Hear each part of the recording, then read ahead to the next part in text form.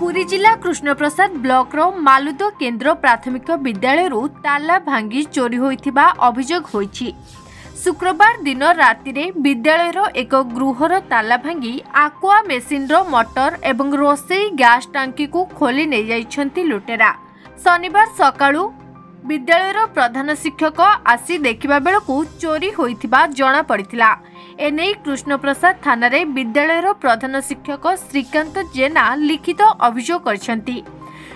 Police प्राथमिक तदंत करी चोर को धरिबा को प्रयास आरंभ करिछि।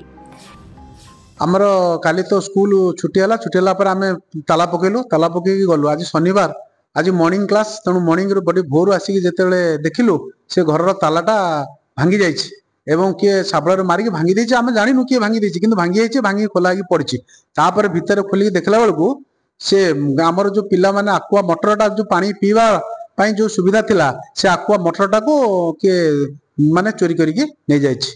आउ तापर गैस टांकीटा रोसई करितुलु, रोसई करिया पे जो गैस थिला टांकी मिलिथिला से टांकीटा वर्तमान नाही। किंतु आमे आ विचार गोटे पुलिस के गोटे एफआईआर देछु। पुलिस कृष्ण मालुद फांडी एवं कृष्णप्रसाद आईसी को ए विषय जणैछु। आउ ग्राम्य कमिटी को जणैछु। आउ सब block education officer Krishnaprasad BM को ए विषय अवगति करैछु चोरी संपर्क रे।